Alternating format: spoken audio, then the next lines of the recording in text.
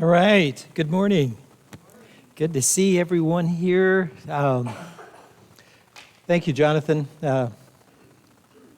for introducing me and that, and I appreciate the elders in regards to allowing me to come speak and share some things about the children's home.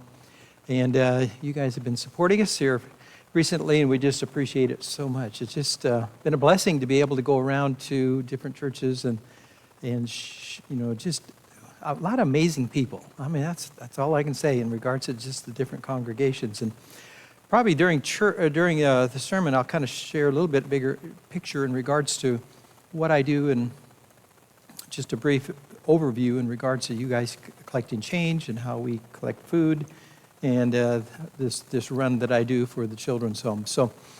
But let's begin with a word of prayer.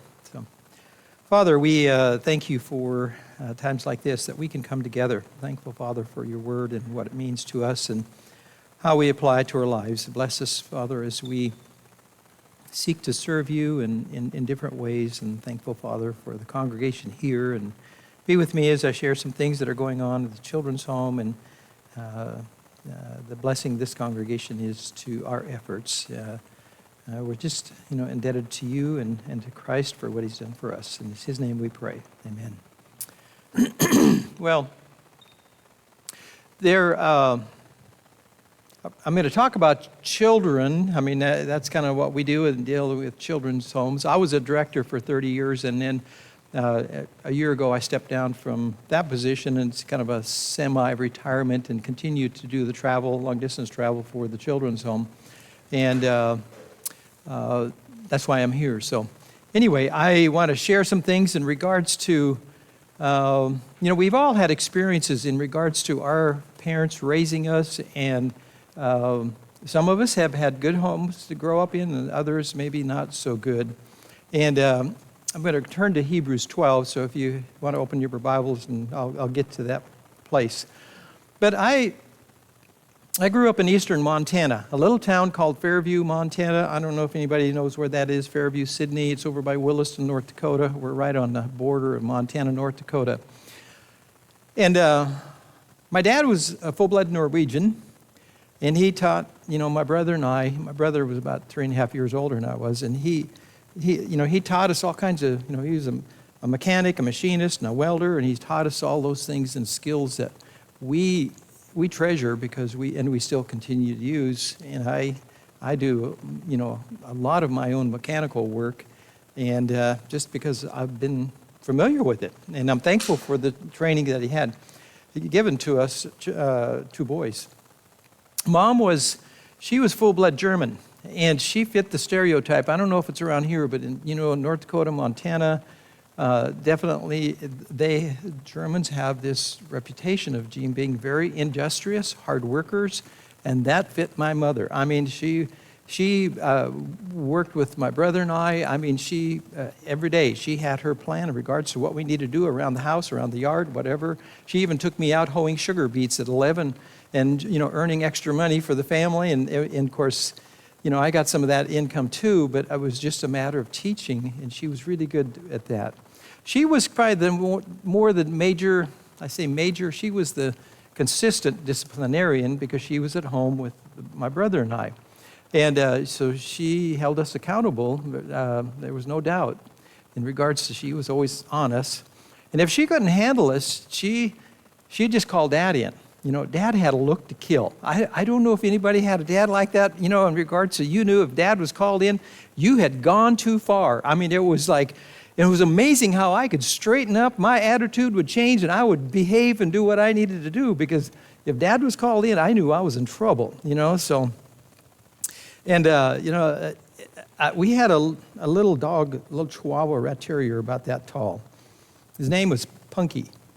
And he, I remember, we got quite a few spankings, when we were growing up. I don't know if anybody else had spankings growing up. I mean, there we go.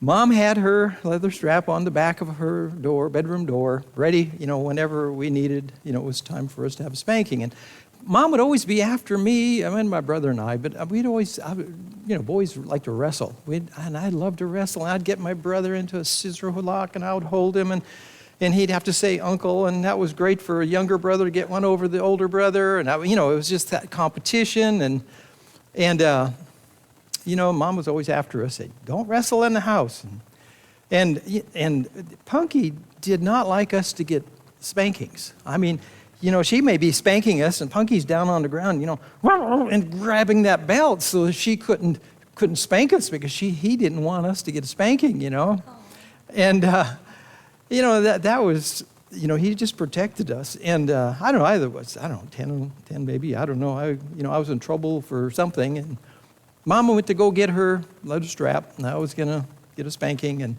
she probably warned me multiple times, more than likely. You can think of boys, just... Anyway, so she went to her bedroom door, and the leather strap was gone.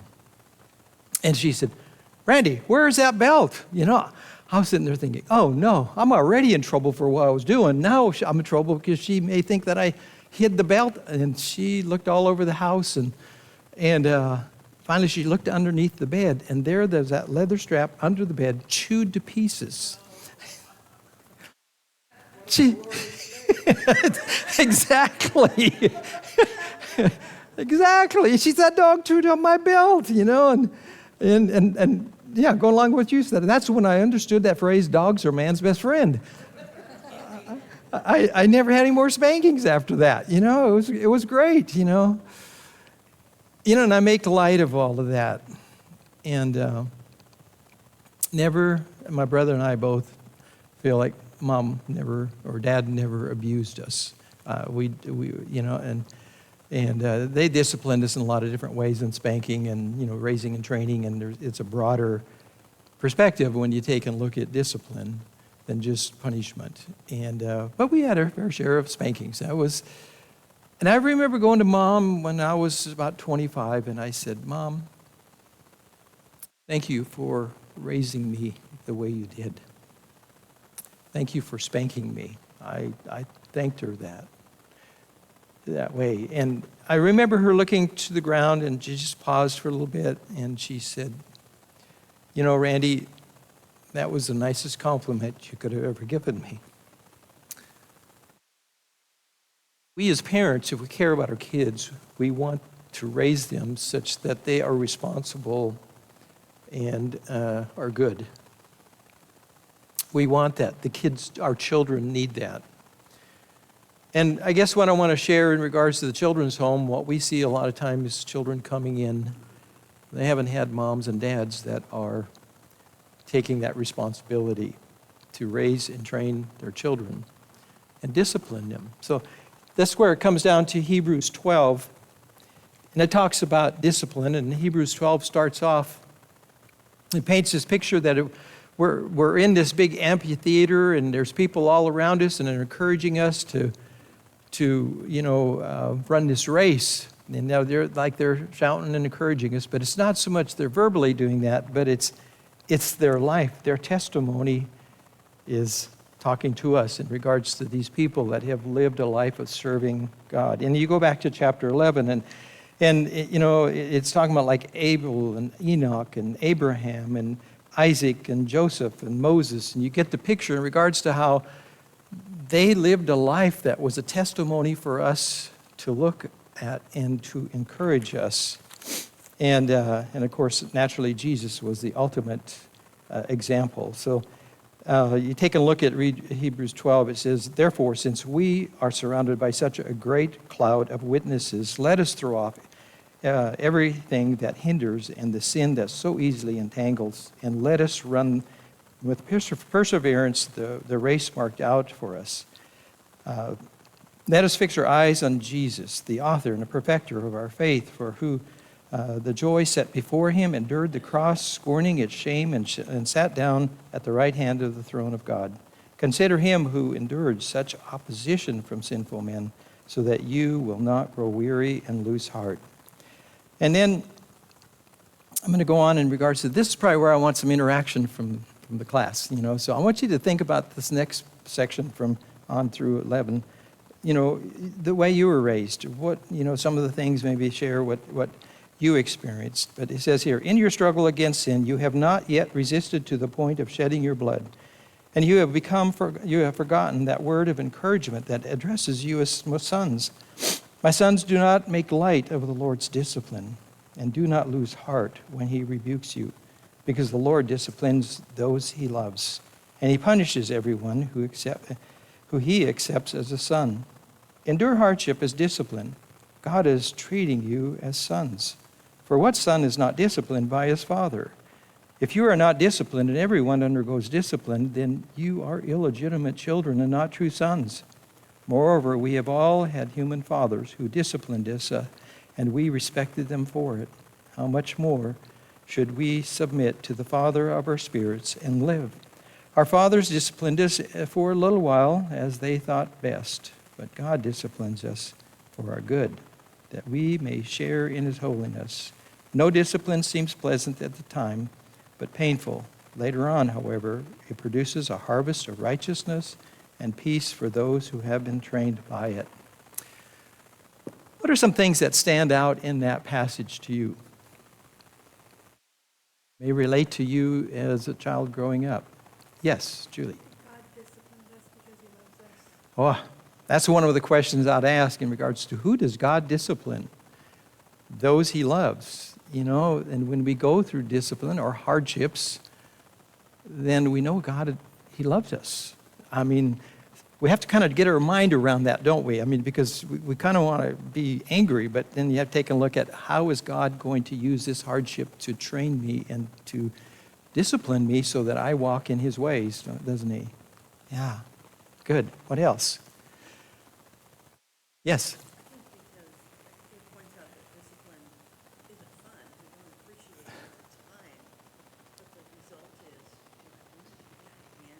Yes.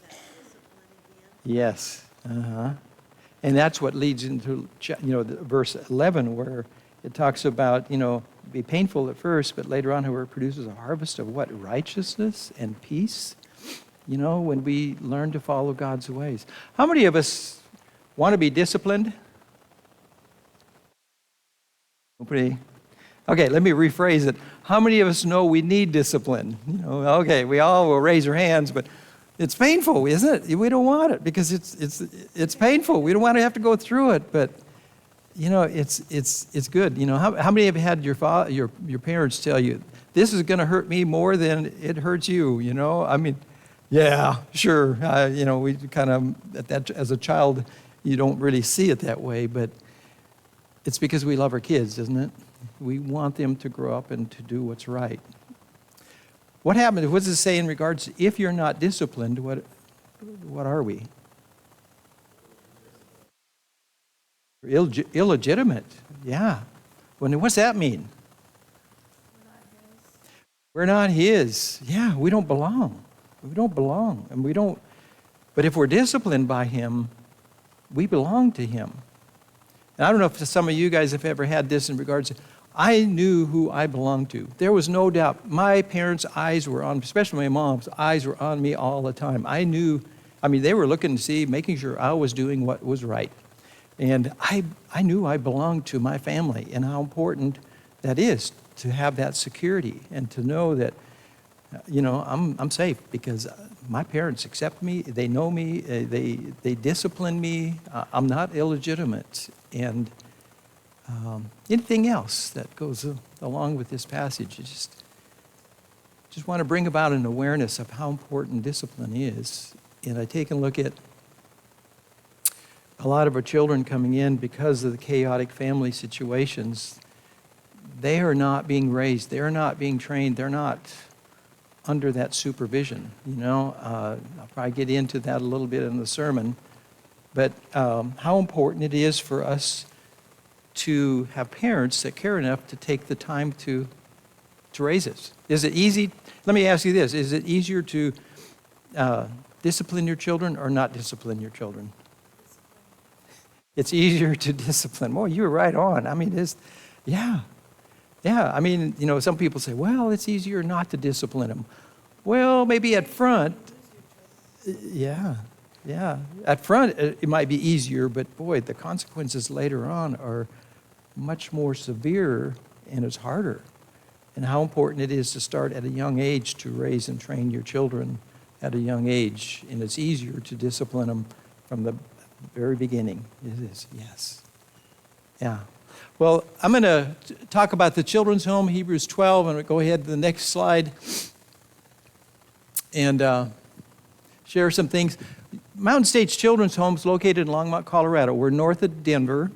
If you, there are about 35 Brotherhood homes that care for children or in residential programs. They're members of their church homes. There's, and what I have done when I came to the work for the children's home in '92 is just that the home was struggling. And if I went south, there were so many more children's homes down there that a lot of churches were saying, well, we support 3 or 4 children's homes, and it was tough. So I have tended to network with the churches more to the north and northwest, which creates kind of some issue because churches are few and far between and small, but God has blessed us in so many ways, and we want to be an extension to the church and be a resource for children, if you know of any children, because that need help. Because we can do a lot of Skyping and working with the parents, and half of our kids are along Colorado, but the other half are from all over the United States. So just kind of let you know the awareness of that. And we want to be a referral source to the church. We want to be an extension to you guys. Okay, next slide. There's kind of a picture where Colorado is, and then we haven't gone out to California too much or Nevada, but more to the north is where I have just networked with congregations. There's 6 congregations in North Dakota, 5 actually, 1 closed. About 14 in Wyoming, 14 in Montana. So why the children come in, a lot of questions in regards to why are the children placed with you. They all come from troubled family situations. They pretty much all come from broken homes where things are not, going well within their families. Neglect, we see a lot of neglect. That's probably the biggest thing because there's so much chaos going on in the family. The most common scenario is a single parent calling up. Usually it's a single mom, saying, can you save my child? I don't know what to do. Dad's not involved. That's a whole nother issue in regards to just how I tell kids, I tell people that if dads would step up and be the dad that God wanted them to be, we could close children's homes. That's just how strong I feel about it and you probably see that within the church, how important it is for the father to lead his family. And our kids that come in are seeking the blessing from a male figure. Not that the mothers are not important, but there's something about a male role model is so important for children to have. Abuse, we've seen about every type of abuse you can imagine. Nothing surprises us when we get into an interview process with them. Most of the time you find that the families don't have parenting skills, they don't have financial support, they don't have the emotional support. Again, it's usually a single mom struggling. She's managed, all of our kids come in about 10, 11 and on up. We're licensed down to 3, but we don't get very many referrals that young. I don't know if the state steps in or what the deal is there, but I talked to Nick, the new director, about 2 weeks ago, and he says they're getting 4 to 6 calls a day in regards to people seeking placement for children. We're just one agency. People are crying out in regards to can you save my child? I don't know what to do. They've managed up until puberty. Kids before that time, they're black and white thinkers. My dad's the toughest dad on the block, and it's just kind of, that's the way it is. But when you hit puberty, the brain changes. And then it's kind of like, why do I have to follow you? Why can't I run with my friends? Why can't I, you start seeing them kind of being drifted off, and a lot of times that negative peer group that's out there, they get sucked into, and the single mom is just crying out, I don't know what to do. So they try to be a buddy, and that doesn't work. You need to be a parent and try and help them to become a better parent and hold the child accountable. So there's just that lack of discipline that they don't know how to go about it because they're going through a crisis themselves. So next slide. All of them are wounded. I want to say all of them are angry to one degree or another, and I'll probably talk about that somewhat in the sermon, but they've all been wounded. They all just have a lot of trauma. Just placement at a children's home is traumatic for them. You can about imagine being pulled out of the home, out of their family situation, out of their friends. I mean, it's pretty traumatic, and it takes a while for us to work through that. But there's a lot of other traumatic issues that are usually, that the kids are dealing with. And trust issues, they have a hard time trusting us coming in because they're in survival mode. I mean, they're protecting themselves so they will not be wounded again. And their guard is up. But what's interesting is after they're there for a period of time, that wall starts going away and they feel safe. And then that gives us opportunity to work with them, to help them to work through some of the wounds that they're dealing with. Next slide. One of the things that we started doing, we worked with a consultant and just thought, well, okay, we need to kind of redesign a brochure. We need to do some other, in regards to what is our goal? What are we trying to do? And one of the things that the consultant said, he says, what I keep hearing, you guys provide a deeper level of care. And he told us that several times, and finally we got it. Yeah, we do. Because, so we looked at, Luke 2:52, where Jesus grew in wisdom, stature, and favor with God and man. And we just thought, that's what we do. Versus a secular agency that God is not part of their program. This is what we're strong in regards to what we do, in regards to helping the kids educationally. That's kind of wisdom that goes along with that, but wisdom is probably in all four areas. Physically, in regards to providing a good environment for them. Spiritually, they definitely go to church, and I'll show some slides on that. And socially, in regards to helping them to work through the wounds, the anger, that kind of sets up a whole pattern of behavior in regards to how they interact with people. But, how many of us make good decisions when we're angry? We typically don't make the best, decisions. So let's go to the next slide. So let's look at wisdom. Next slide. In 2008, we built a school, and in the backside there's a gym. We'll have some pictures inside. But let's go to the next slide. Yeah, that's a picture there. In 98, I approached my wife. I was a director then. I said, we need to start a school. I says, we would send the kids to the public school, and within 2 days they were like magnets to other kids that were not doing well. And we fought that because they had a support system in public school and skipping class or whatever, because that's what they come from. So we knew we needed to start an on-ground school. And we started it in 98, but this building we moved in 08. And we cut them out. We cut out the negative peer group influence that they had. And, my wife would come home, I'm just amazed. Some of these kids, because they've been messing around in school, not applying themselves, some of them may have been suspended from school. She said after 3 weeks, they just start working their tail off and doing their homework. And she was just kind of amazed because she was working on our master's in teaching in regards to the gifted, the other spectrum, not working with kids on this one and to where they were so far behind. And, she'd have a Bible class every morning, start the day, and the prayer. And the kids would come in and say, well, I don't pray. Well, we pray here. Well, I don't have anything to pray about. They're angry when they first come in a lot of times because they don't want to be placed into a children's home. And then she's, well, just think of something you're thankful for. Well, I'm not thankful for anything. There's just that resistance, and then she'll say, one of the other kids, I think she used this example. They said, well, be thankful for the tennis shoes you got or the T-shirt you have. So they start off. And over a period of time, they start just talking and praying about their families, the anger in their families, and they start, just praying about a lot of good things. And she'd come home and she said, you should hear some of the prayers that these kids are offering. They said they've never prayed before, but they're learning how to pray and to look to God. And that's where just helping them to grow in God's wisdom in regards to understanding that He is there. He's our Savior. He's our Heavenly Father. Let's go to the next slide. This is just a picture. My wife's in the middle there in this picture. But it's just neat. The kids are coming to school and it's safe. All that other negative stuff is gone. And they just start you can see them become kids. It's not that tough front that comes up to try to protect them. So it's just fun to watch them to become kids. Next slide. one of the things that we did, and the board says, well, what are we doing, or how can we measure it? So we come up, there's an assessment. When the kids come into the children's home, we give them an assessment that measures the, how, the Woodcock-Johnson's one, another test in regards to where they are academically and how we need to help them.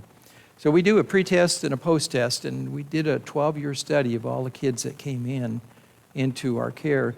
And what we come up with, the average improvement is 3.7 grade levels in academic achievement in 1 year, which changes, it changes their whole outlook on life from feeling stupid and dumb and I can't do this, and they just have not had a good home environment. And of course, we have a lot of accountability. I say we put a lot of external controls on them to develop internal controls to where they start making decisions in regards to helping them to believe in themselves and what they can do. That's one of the things, and that's continued in regards to helping them. The next slide. The national average for graduation rate is 82%. You can look that up on the internet. In Colorado, the foster care system, 24% graduate from high school. And for our kids, we have a program, we get them in, they work with our program for 1.5 years. And we try to get them back home to their parents if we can. But if there's not a good home situation, they can stay till they graduate. But with our kids that have come into the home, if they stay for that, period of time, we've had 100% graduate with an accredited degree. We're not an accredited school, we're more like a homeschool, but when they're a junior, what we do is we definitely get them into another school to where that's accredited so that they graduate, not with a GED, but they graduate with an accredited high school diploma so they can go on. So that's the next slide. Stature, helping them to grow. This is a bunch of pictures. The next one, these are just pictures of our cottages. We hire husband and wife teams that are members of the church. That's part of our program. We need to have a consistency, definitely, in regards to what we're presenting and teaching to the children. Go ahead and go to the next slide. Just go ahead and the next one. This is just some of the pictures of the cottages. The next one, and the next one. This one here we built about 6-7 years ago. And we approached it from the standpoint of building like a habitat house. To where we just got a lot of volunteers to come together and build the house. And we even had a Christian church that stepped up and give, $500,000 toward this house, $250,000 cash, $250,000 in their labor. They had, as a congregation, about 2,300. And they sent their people over because they were habitat people. They worked around building houses, and they wanted to come out and build this house for us. So they were, largely involved in building that. But we had other people coming in, plumbers, electricians, and helped us. Sun Construction oversaw it. And they were not church members, but they believed in what we did. Community has just been so good. God has just opened up doors in the relationship that we have within the community in regards to how they reached out. Before we buttoned up the walls on this house, I asked all the kids to write scriptures and prayers for all of the kids that would be going through the house. That would be in there. It would be just kind of like forever going on before they put the insulation and the sheetrock. And we never told the kids what to write, but they spent 2.5 hours writing stuff all over the inside of those walls. It was just neat, in regards to just, and they got into it. And one of them wrote, as you walk in the first step into the house, she said, the first step is the hardest. And you can just imagine coming into a children's home, how hard that is. And, she was baptized and able to go back home. But how hard it is to go into a children's home. That's hard. But it just means an awful lot when she wrote that, in regards to her view of coming into the children's home. Let's go to the next slide. We have a CrossFit trainers that came out and worked with us. They loved what we did. This COVID kind of scared them off. They're not coming out anymore, but we have Dustin one of our counselors, he's been trained and certified in it. So go to the next slide. They do a lot of different things in regards to working together physically and helping them, and CrossFit's kind of one of those things that you compete against yourself. I mean, it's not against somebody else, that it pushes yourself over certain goals and limits and things along that line. And Dustin does a really good job because, he's a licensed therapist, but he takes that physical aspect in helping them to overcome a physical goal, and then he applies it to life in regards to spiritual goals. And so it's a milieu therapy basically in regards to just not a physical barrier to overcome, but how do you apply that, the hardships maybe that we go through, kind of like what we read in Hebrews 12, and how do we turn that into something positive, and how you grow from going through the hardships. And they definitely have a lot of hardships they've gone through. Let's go to the next slide. This is inside the gym also. We have youth groups that come in. We have 3-4 youth groups that come that are church, and they come and stay for a week. And up on the stage, you can see that's where the boys sleep and the girls sleep in the school. And the doors back, you can see there's bathrooms and showers. So the groups come in, they stay in the gym, and they kind of have their own evening and time to be together and that. If you look at the basketball goals here, when we built that, we ran out of money in regards to the basketball goals, and I was looking at, okay, well, we'll just get these cheapy goals that you see out on driveways. You fill them up with sand and water so they don't blow over, but they still blow over, and and I thought, well, we'll put them in there because we just didn't have the money to build the goals. And so one of us contacted the Denver Nuggets and asked if we could apply for their foundation to see if they would be willing to help fund to build or to have goals for the gym. Well, they said, well, we have just purchased new basketball goals in our practice gym, and we're getting rid of our old ones. Would you like to have our practice gym goals? They delivered them out and set them up, and this is far more than what we ever would have bought. I mean, it's just, not the professional basketball goals. And they set them up and they said, make sure you tell all the kids that Michael Jordan and Shaq and all those guys dunked on these hoops, That was pretty cool. And now we have new kids coming in and you say, yeah, Michael Jordan and Shaq, they all dunked on these hoops. And they look at you, well, who are they? It's just kind of like, oh, bummer, But, God is just kind of opens it up. I mean, the door for just different things, and it's just kind of, okay, Lord, what are you going to do today? So let's go to the next slide. In favor with God, the next one. The home is under the eldership of the Longmont Church of Christ. And it's always been under an eldership. That's the backbone of why we do what we do. And church attendance is mandatory. Also in regards to we get them involved in youth activities. And in January, February, we had like 3 or 4 of the kids baptized. And I mean, again, that's where we want to, that's the deeper level of care, for bringing Christ into their lives and for the healing that they have to go through. We have a medical clinic. I mean, the church started a medical clinic. It's been pretty amazing that there's actually 120 employees that work through our clinic, and also there are about 60 that are in working with kids on the spectrum of autism. And those are not all members of the church, but they come in to work, realize they're working with the church, and this is an intentional thing in regards to Christ-centered. And it leads to baptisms because they're in the church. They're working with other church members. So it's just been a good outreach there. So next slide. When mission trips come in, definitely they spend time in regards to devotionals, things like that. Next slide. Leading devotionals. Let's go to the next one. Baptisms there. Before COVID, we probably baptized 2/3 to 3/4 of our kids. COVID really took a toll because the kids weren't able to go to church. They weren't able to go to youth groups. They couldn't congregate. And we're glad COVID's over. I mean, that was kind of hard on us in regards to the effectiveness of what we were doing. Next slide. In favor with man. Next slide, go ahead.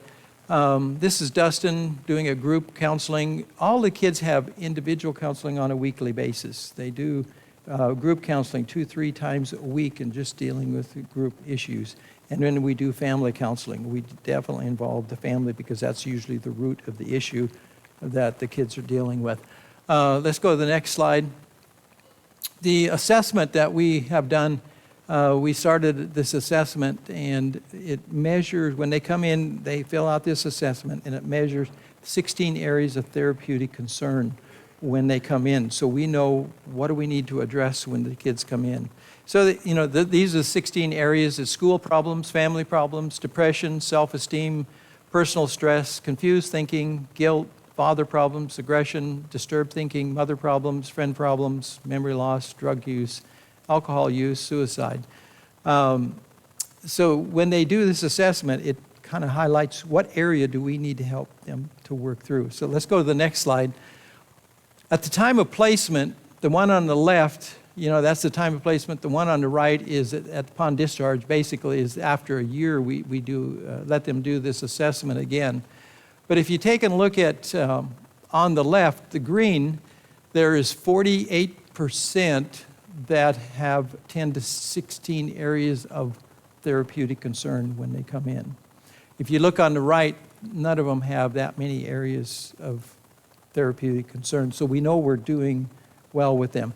If you go back on the left side again, you take a look at the red, there's 47% that have 5 to 9 areas of therapeutic concern. And on the right, you take a look at, that's shrunk to 17% that have 5 to 9 areas of therapeutic concern.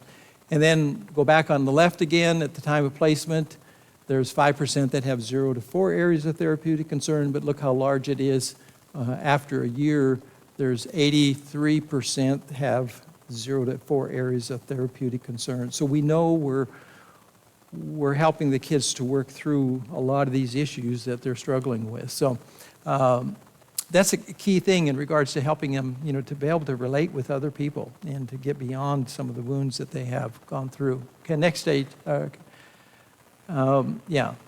Office building here, that was built, we moved into an '02. And how much time do I have here? I'm about out of time. Anyway, Pratt Management Company built that for us. They come in and they said, they called us and, can you use any carpet and doors? And I said, yeah, we can. We're trying to set up an on-ground school. That was back in the 90s. And I said, we're trying to set up a modular building that was donated and that we're trying to get that set up and we could use the carpet and doors in it. And so she called back, the lady did, and she said, well, we're looking for a project. How about if we set that modular building up for your on-ground school? It was a 24 by 60 modular building that we wanted to set up for on-ground school, and we could use the carpet and doors. Well, they came out and looked at it, and they looked at it, and they said, well, it'd probably be easier for us to build you a new school. Would you have any problems if we built you a new school? I said, no. I was in there saying, thank you, Lord, for that. And then she said, I'll tell you what I want you to do. You drop the bare bones, the ultimate and medium, or the medium and ultimate plan. Well, the bare bones is set up the modular building that had already been donated by Sun Construction, and it was just kind of a shell. And the medium plan would be to build a new school building, since they indicated that they were looking at building a new school. And the ultimate plan is to build a new office building. And what we would do then is convert our old office into an on-ground school and set the modular building up for our farm manager because we have 155 acres. Well, she called back and she said, Merry Christmas, we're going to build you a new office building. So they built a new office building. We had put $22,000 into it. And we did set up the modular building for the farm manager's house, and instead of adding on to the old building, the old office building, we built a new one and moved that one into another place and built the school, what we showed earlier. So, and then when we presented the plan for the office building, it was Pratt Management Company, they looked at it, it was 4,500 square feet is what we're looking at. They looked at it and they said, well, we don't build anything that small. Do you mind if we make it bigger? No, thank you. I mean, if it's just things like that, God has just kind of dropped in our lap over and over, and it's interesting. So let's go on to the next slide. Community, we started a thrift store. The more we got into the community, we're involved in the chamber. I had kids go out and help out in regards to working in the community, setting up tables and chairs for different events, and they got to know our kids. And then we'd have business before hours, and I have a slide of that. But the more we got involved in the community, the more people donated more stuff. And we had farm auctions to get rid of it so that we could turn it into cash so that we could use. So it went to 1-day auction, and then it went to 2 days of auction, 9-hour-day auctions. I mean, it was just wore people out.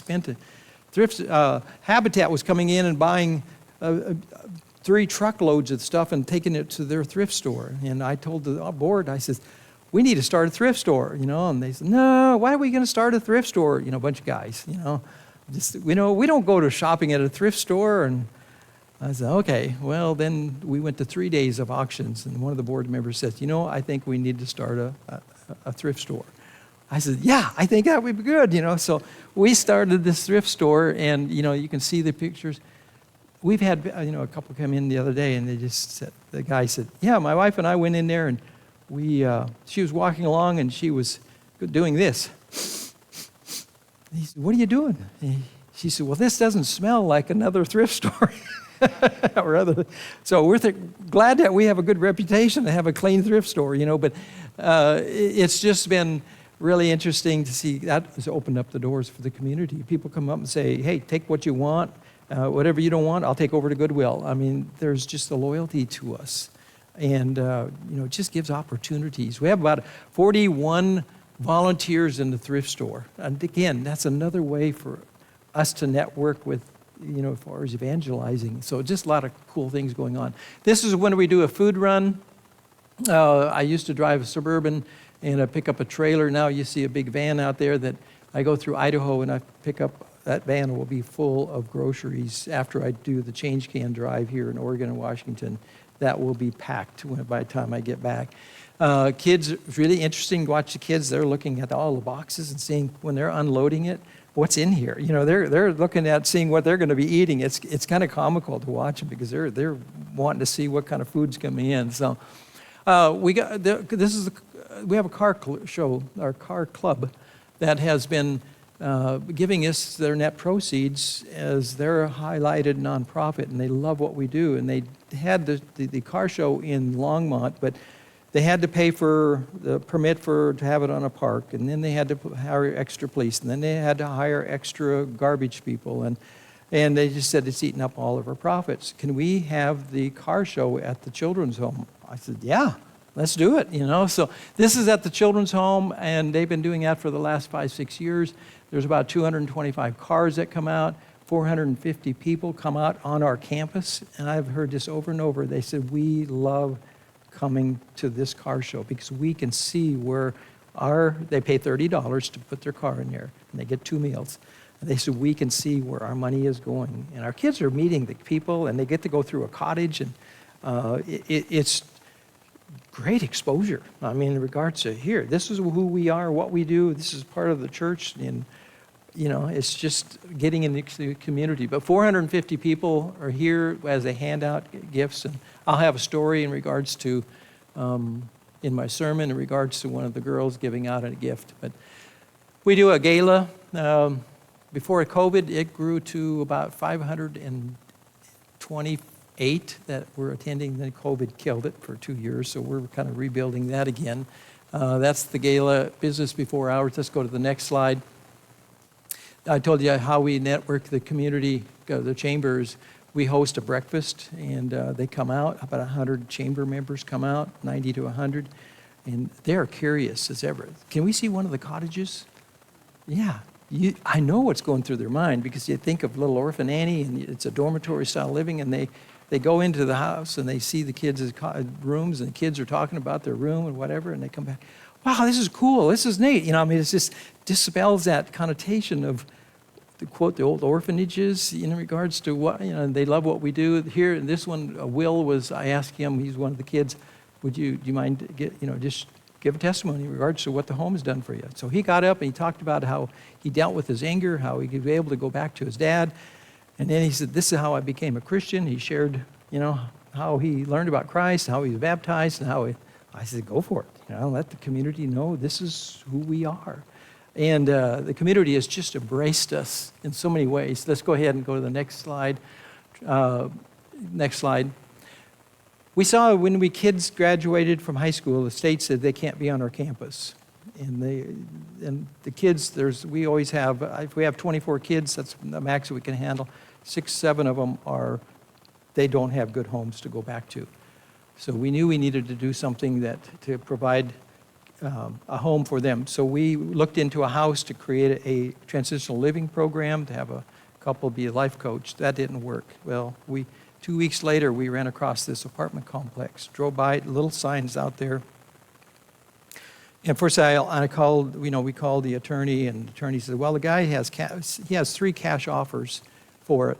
And he says, I don't know why the guy hasn't taken them, because they want to pay for what he's asking. And he said, I'll show it to you. So we walked around and he showed it to us, and we found out it was a member of the church that we worship with that owned it. It's kind of like, well, we know Lyle, so anyway, when Lyle found out about it, he says, you guys are getting it. And it's kind of, why didn't he sell it if he had 3 cash offers and he never responded? By the time he closed on it, he had 7 cash offers and 1 for $150,000 more. And he says, no, you guys are getting it. And then he made a nice contribution back to the children's home. But as for kids, they come in, they're just little apartments, they've all been remodeled, just perfect for a kid that graduates college and go to community college. We had Jaden just left, and she went to another college. We have another one that's at Oklahoma Christian, but we want to be an extension to help kids, to have a time to where they can develop a marketable skill and be self-sufficient. So let's go to the next one. I think those are just, I forgot about this one. This is another homemade nonprofit. They build homes for homeless children. They saw us build that other house 6, 7 years ago, and they come up to us and they said, we want to build you a house. So Lennar Homes oversaw it. Homemade was a nonprofit put together by home builders to create, and they build homes for children. And we moved into this in December and dedicated it. And they said when we got done with the dedication, both Homemade and Lennar Homes, who oversaw the project, they said, well, let us know when your next project is. So it's kind of like that's already set. So anyway, God has blessed us in a lot of ways. I wanted to let you know this is, what you're doing to help us support, help kids through some hard times in life. But I just want to say thank you. Any quick questions? I know I'm running a little over 5 minutes late, but I'll be back around here, whatever, if you have any questions. But thank you so much. It's just good to be here.